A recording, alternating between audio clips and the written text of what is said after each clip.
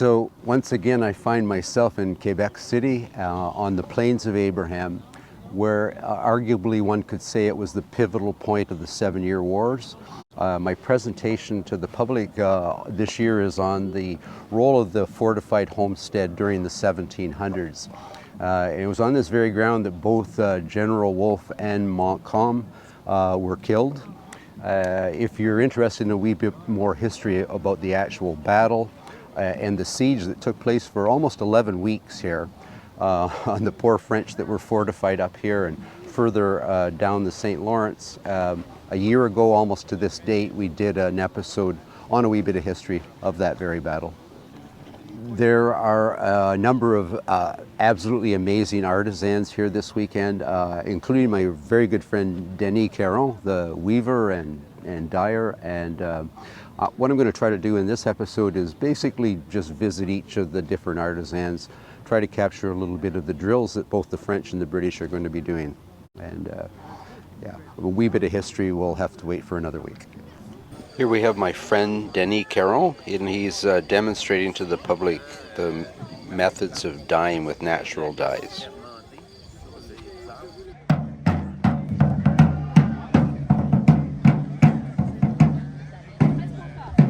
This is the apothecary place. I am a wife of the apothecary. The apothecary to prepare different composition for the medication in the New France. Use vegetable, mineral, and animal. The fresh name is vif d'argent. It's a use for the sick, principally men, to have a relationship with women, not legal. To use the sensu, I don't know in English, it's principally with cut, skin cut. Yeah. To use. Leeches. Yeah. Yeah.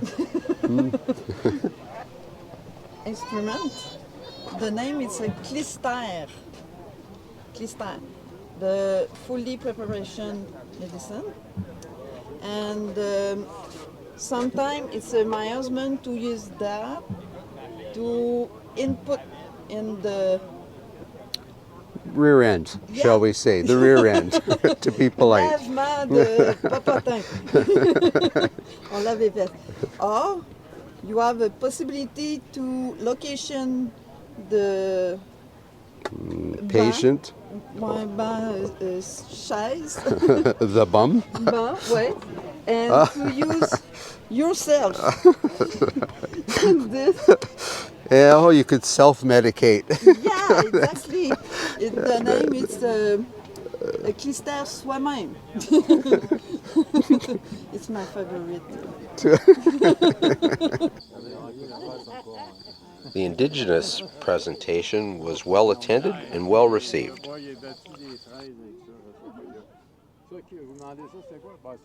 Morning. My name is Baptiste Leblanc. I'm a mill master. My task is to find the best river, best location to establish a flour mill, sawmill, forge. Thing we're going to be looking for is a stream that's going to be big enough for water wheel. It could be regular one or the one with the godet that are going to be working with the weight of the water instead of the power of the stream. So that's pretty much what I do. Hello, I'm Marie-Joseph and we are at war today and this period, so I'm making a war effort to help with the military. So right now I'm making sacks, pouches and bags to help the military to do their defense. So that's what we're doing today. And in the back, they're going to be used in the backdrop, in the baskets, is that? Are you asking about those? Yes. They are gabions. What gabions are, they are big basket, where is there? Non, c'est pas des gabions. Sorry. What a gabion is, it's a big basket without bottom that will be filled with dirt when we want to do trenches. When we do trenches, it's to attack a place, and the thing that will happen as we dig the trench, we will fill up the gabions, so there will be more and more earth over the trench, so there will be a wall protecting the soldiers for the attack. So the bags will be probably used as earth bag to be filled with earth to put in between all the gabions to help with the makeshift fortification, the temporary fortification. So that's what I talk about today, about how can we help as civilian with the war effort.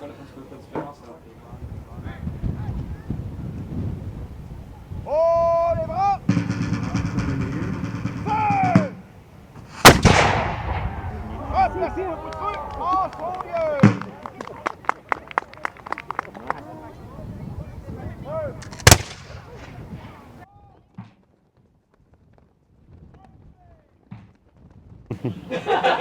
Okay, so I'm William. I'm Tommy, the traditional British soldier of the 19th century. And I'm Sarah, but I represent Mary Dunford, the daughter of the engineer of the Citadel of Quebec, Elias Dunford, because we are representing more of 1820, so after the battle on the plains of Abraham, when the British were here And decided, and they decided to protect Canada instead of from American invasions, because the Americans did try to do so twice, failed twice, but they thought they might come a third time, so they decided to protect Canada better with that citadel. The French had made plans for a citadel quite similar to that one, but they never had the budget to actually do it. So the British took the French plans, modified it a bit, and improved them a bit, and built their citadel here.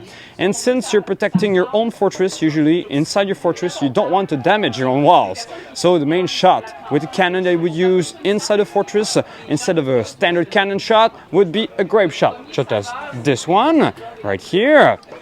it was filled with a couple of balls like that, made in lead, and all around it they would put little pieces of wood like that to make sure that it would be contained and it wouldn't move too much, and that was fixed to this, which we call a gorgus. So it was simply a wool bag filled with gunpowder. So here it's written 4 pounds because there was 4 pounds of gunpowder. It's 4 guns, so regular guns, and it's a 24 pounder. So this is the caliber of the gun. And the Q here, well, you might have guessed it, it's for Quebec, because we are here in Quebec, but this was probably made in England, because at the time, gunpowder was, well, it was the government that made it. So they had industries over there, 3 of them, and they would mix sulfur, saltpeter, and charcoal. The British recipe had 75% of saltpeter, 15 of charcoal, and 10 of sulfur. They would wash those materials and put them in some sort of a bread. And with this machinery in those industries, they would break it in grains. So the bigger grains would be used for the cannons, as the smaller one would be used for the cartridges. Such as those ones, essentially. French and British cartridges were a bit different. Their gunpowder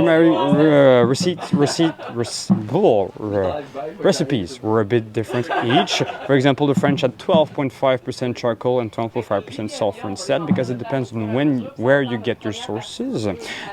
So sulfur was a bit better in French sources and charcoal a bit better to the British. They varied a bit their recipes. French cartridges tend to be a bit longer because the balls are smaller, but they have approximately the same amount of gunpowder in each cartridges for the British and for the French. So it makes a longer one, and the British a more sturdy one, if you will. And here we do a little activity to make gunpowder cartridges. you have to take your little piece of paper right here. Those are mentions. They make the shape of the cartridges. French ones a bit longer, British ones a bit bigger. Let's go with the British ones because we are British. You put them on the side right here. We don't make them use real lead balls. It's a bit toxic, but little paper balls instead. You put them on the edge. Put the paper above it to make sure the bottom will be filled up, and you roll it. You make sure the bottom is completely filled up all the way, and that your paper is tight along the side of the mandarin. Take it back out and take the mandarin off right here. You don't have to add your gunpowder. They have little instruments that measure the amount of gunpowder you put inside of your cartridges. Take some and just pour in, and then you twist it back on top to make your little cartridge. Each soldier had to make their own cartridges, and they kept them in little bags, such as this one, to make sure to make sure they stay as dry and as protected from the weather as possible, because wet cartridges don't actually work, obviously. So they keep them with those, and that's essentially what we do here. We talk about that. Thank you very much. So hi, I'm Michel Thévenin. I'm a PhD student at Laval University in history, and my thesis focuses about French military engineers and military engineering in North America during the 7 Years' War, so mid-18th century. French engineers were the mathematicians and the scientists of war at that time. They were the ones to design, to build, to attack or to defend fortifications. So they had a lot of mathematical knowledge, very diverse mathematical knowledge, with some tools as dividers and squares, or a lot of other tools to design these geometrical figures.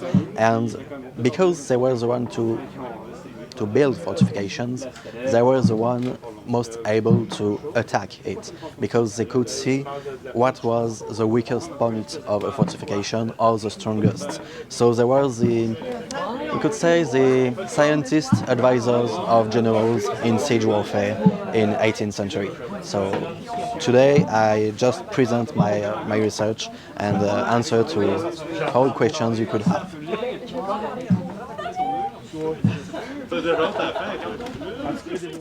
Musket loading drill, in fact, and now it's step by step, very slowly. Every step is said by the captain, and he observes his soldiers, making sure that every step, every move are done correctly. But during a battle, for example, this loading drill would be on their own time, and they would reload their musket extremely quickly. A good soldier back then could shoot twice a minute, which is an excellent. Un bon soldat à l'époque pouvait tirer jusqu'à 2 coups à la minute, ce qui est un très bon rythme pour ce type de... Oh, les armes!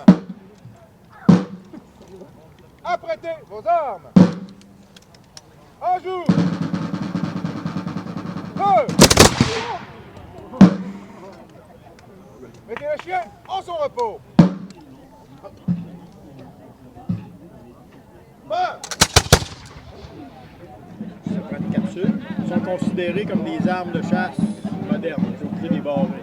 Parce que lui, c'est un silex. Un silex qui vient lever un petit échantillon de métal en fusion qui tombe dans la poudre. C'est lui qui fait brûler la poudre ici. Et elle allume la charge dedans, le coup part. Ça veut dire qu'avant que ton plomb sorte du fusil, tu as tout perdu dans la fumée. This is a bat. Oh, wash your arm. If you have an infection, any sickness, put the medicine there. Put them. Good rinse.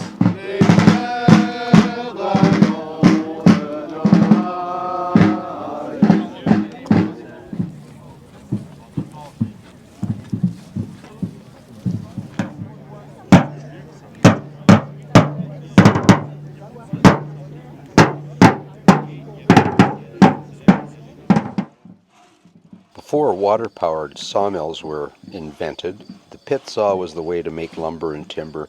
I'm absolutely fascinated by this, and I think I have a new seed planted for a project for 2025 for Kelly Station. My hat is off, and a big huzzah to all the men, women, and children who come out at their own expense, share their expertise and their skills, and keep history alive. Remember, you can't change history, but it could change you.